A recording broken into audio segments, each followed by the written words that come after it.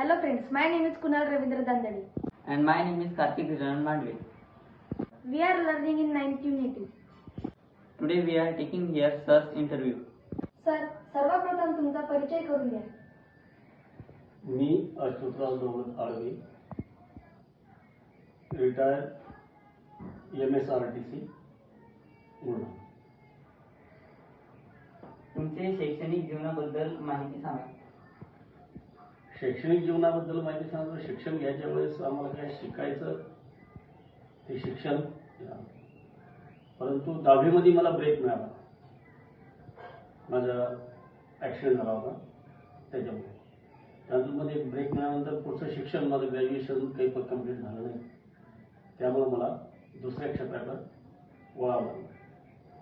मला BSc होऊन एक पुढं काहीतरी करायचं होतं, पण BSc कंप्लीट झाली नाही. त्यामुळे दुसऱ्या क्षेत्रात वळालो आणि कृषी क्षेत्रामध्ये आपल्याला काही करता येईल का म्हणून मी डिप्लोमा केला, ॲग्री डिप्लोमा. पण ॲग्री डिप्लोमामध्ये काय झालं की ॲग्री डिप्लोमानंतर एक नोकरी ज्यावेळेस गरज होती त्यावेळेस त्या नोकऱ्या निघाल्या नाही. त्यावेळेस श्रीकांत जिचकार आपले मंत्री त्यांनी झिरोबाई काढलं होतं आणि मग नंतर महामंडळामध्ये ही नोकरी कंडक्टरची त्या जागा निघल्या आणि त्यामध्ये अप्लाय करून नोकरीला सुरुवात केली.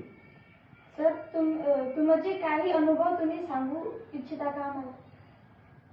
अनुभव म्हणजे कशाच्या बाबतीत सांगायचं मला? तुमच्या नोकरीबद्दल.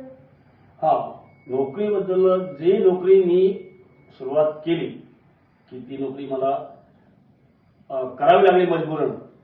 पण त्या नोकरीमध्ये एकनिष्ठ राहणं की जेणेकरून प्रवासी उतरणे, वेळेवर हजर राहणे, वेळेवर बस काढणे, बस आपली स्वच्छ ठेवणे, ह्या गोष्टी मी सांभाळल्या.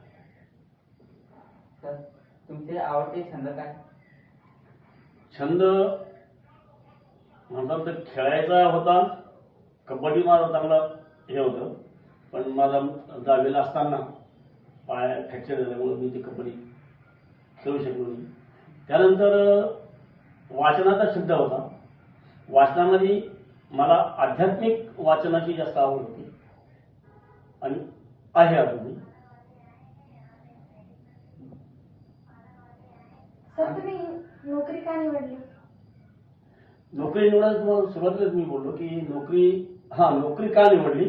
मी पहिले एक बिझनेस म्हणून दुधाचा व्यवसाय आणि शेती माझ्या वडिलांची परंपरा जी होती ती करत होतो, पण त्यामध्ये भागत नव्हतं.